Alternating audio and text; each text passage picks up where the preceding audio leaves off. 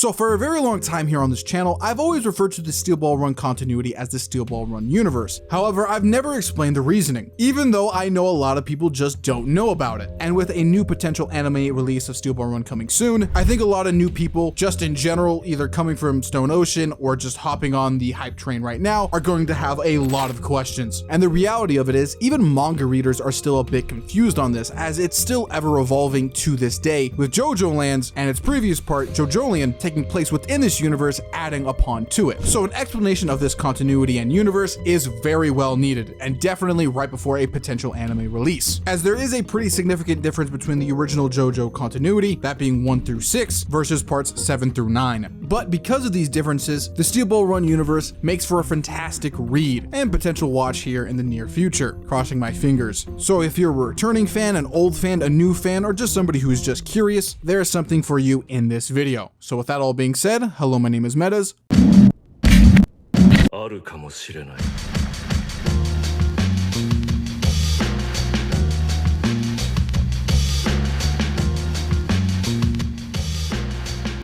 Walk with me. So before we dive into the in-universe stuff that I want to explain about, I feel like a little bit of real-life stuff needs to be explained first, as without it, a lot of the later stuff I'll talk about really doesn't make sense without this necessary context. That being, JoJo's has existed for a very long time, up until the point of part 7. There was a full 6 parts before part 7, with a long history, with a long established lore, characters, settings, etc, etc. And even though it had all of that, Araki, I'm not gonna try to put words in his mouth, didn't like this. Araki in his own character is a person who is always trying to evolve, trying to get better at his craft. But by the end of part 7, he had reached his limit with JoJo's and its original continuity. So with part 7, or at least with history that we know, Steel Ball Run wasn't JoJo's, looking at the volume 1 author statement, but eventually later on it would switch to Ultra Jump, being a monthly manga. It basically became JoJo's again, because Steel Ball Run was supposed to be a blank slate for JoJo, still having all the core ideas, all the fun mechanics, but kind of all wiped down to zero to start up from the bottom once more. So that it's not JoJo's statement kind of makes sense, at least for the beginning of Steel Ball Run. However, don't be scared, it's still JoJo's. Mind you, with some very fresh ideas and a lot of quality of life stuff that I think really improves this universe to the prior one. And I keep on saying universe, so this is the first thing we're going to tackle immediately.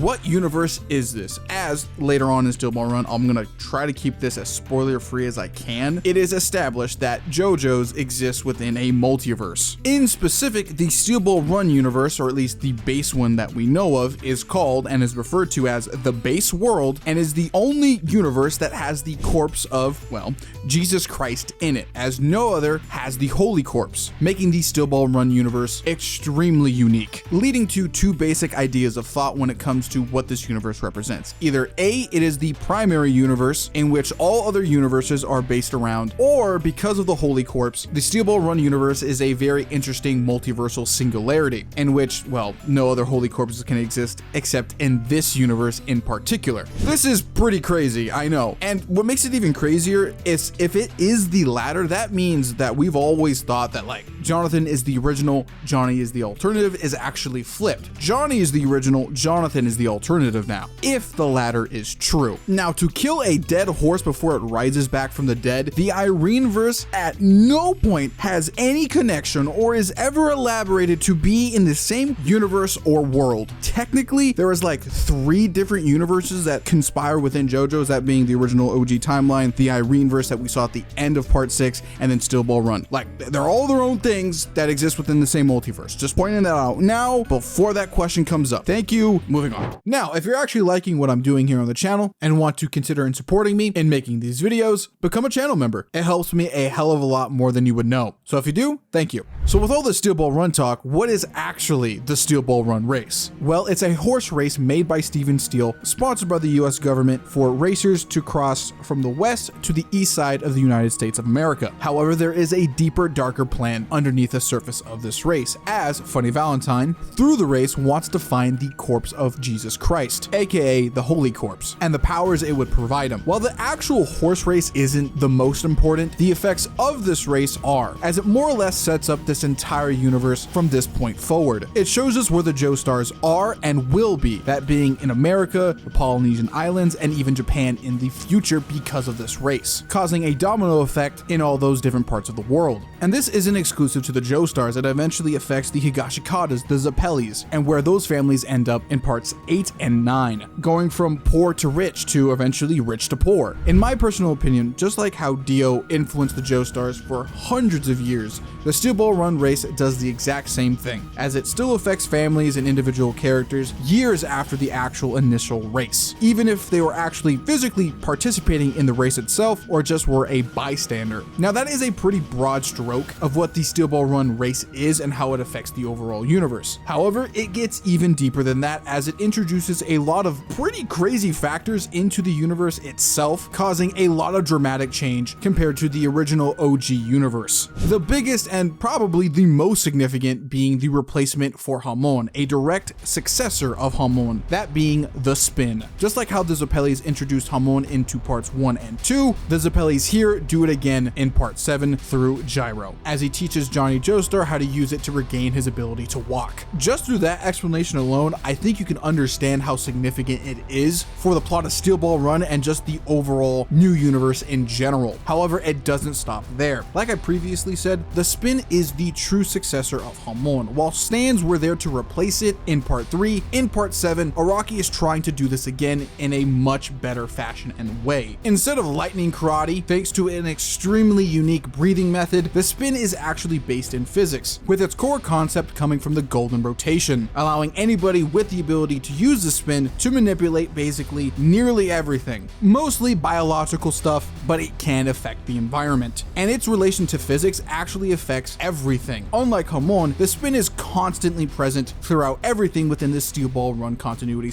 / universe, even if it's not being properly utilized, the example being here the end of JoJolion. In all accounts, the spin is a better power system, more relevant than Hamon ever was during its original run in early JoJo's, that the viewer always has to keep in mind. Honestly, one of my favorite parts about this universe, and shows that in specific with the new universe, that Araki is trying his hardest to fix his past mistakes. Even though Steel Ball Run and the Steel Ball Run universe show a new power system within it, don't be scared, the old stuff is here too, because it wouldn't be JoJo's Bizarre Adventure without stands. With a very large and diverse amount of stands, there is nothing to be scared of here. Stands are still here, still kicking ass, still cool, there's nothing to worry about. Now, their origins here are a little bit different. Instead of the stand meteor landing in Greenland that was told to us in part 5, that meteor instead landed in the Americas, in specific the Southeast United States. And of course, the Steel Ball Run race would go right through that area, aka the Devil's Palm. Not only would it be the area stand users are born, but would be one of the key areas the Holy Corpse parts would be found in. However, later parts actually insinuate the Holy Corpse is actually the main reason why these areas lead to the birth of stand users, not the actual meteor, meaning that there are multiple areas that can be considered Devil's Palms within Steel Ball Run. And it basically means too, there are no stand arrows in the Steel Ball Run universe. However, aside that, a lot of the ways of gaining a stand that was shown in parts 1 through 6 are still implied to actually work here, aside from, of course, stand arrows. And if any of that was confusing, I'll give you a TLDR. Holy Corpse makes Devil Palms. The Devil's Palms make stand users. But with me tiptoeing around it this entire video, what is the Holy Corpse? What is the corpse of Jesus Christ doing within Steel Ball Run or just JoJo's Bizarre Adventure in general? Short explanation, just basically a new stand arrow or stone mask to give the characters and the necessary major cast their powers. Long answer, and I mean definitely long answer here, is that JoJo's has always been religious, but in Steel Ball Run, Araki turns it up to 12, basically having Jesus Christ and his Holy Corpse be a pretty central figure within this universe. After his crucifixion and waking up 3 days later, Jesus Christ would move east, eventually going so far east he would end up in the modern United States, and then some years later would pass again, only leaving his body behind. And then sometime after that, the full corpse would eventually easily be split off into many parts, being scattered throughout all of the United States. While the Holy Corpse can grant stands, its potential power is so much more. It being so potent, many political figures, individuals within the Steel Ball Run race are willing to risk their lives over it. While mentioned in Steel Ball Run, there is multiple holy corpses, but there is only one corpse of Jesus Christ, and is implied that these corpses still have significant power to them, but not at the level of Jesus and his corpse. So it makes sense why all these powerful nations, individuals, and politicians want Jesus's corpse in specific, because it's stronger than all of these other corpses of saints. And by the end of the story, when eventually all the parts are found, it still has a pretty significant major influence going into parts 8, and I'm going to assume here eventually part 9, at least in some form or fashion, as the corpse parts represent at least one part of how the universe operates within all of JoJo's, doing some retroactive foreshadowing as the Steel Ball Run universe introduces the ideas of calamity, fortune, misfortune, absurdisms, mechanisms, and potentially a lot more things like that to explain gravity and fate. Also, I didn't know where to put this, but God exists within JoJo's. It was already kind of a thing in parts 1 through 6, like I subtly mentioned earlier, but it's just straight up name dropped, like God just exists. Now, it's not Christian God, it's more like a fusion between like Christian ideas with like a little bit of an Eastern spin on it. But yeah, thought I'd explain that. I didn't really know where to put that in this video. Just kind of a crazy detail just Araki throws at us. And no one like brings that up like ever, like nobody actually within the universe goes, oh yes, God probably exists because of Jesus being here. And me, the audience, and I guess just all of us in general who know that information are just like, huh? What? We're not gonna talk about this? Also, another thing, this would also imply most of the stories in the Bible take place within the Steel Ball Run universe in specific here. I'm not gonna say all the universes. So that's like pretty crazy to mention too. That's not told within JoJo's, but that's an explanation you can come to after receiving all this information, which is massively wild compared to the old universe. Crazy. But you know what's also crazy? There's just another species of human just on the planet, or at least humanoid. Yeah, so this is kind of a crazy revelation. This isn't specifically in Steel Ball Run. However, just like the corpse parts, it does some retroactive foreshadowing as well, as in part 8, it introduces the ideas of rock humans being a thing. A species of humanoid with a very different lifestyle and habit that look very similar to us, doing their own thing within the Steel Ball Run universe, who are implied to be our darker half, or at least metaphorically speaking, or might be literal speaking, because that's how God made it. It's really weird. It's crazy. Being some type of callback to probably the Pillarmen, but in a way different fashion. But fear not, they're only attracted to very interesting and peculiar pieces of land. Wait a minute.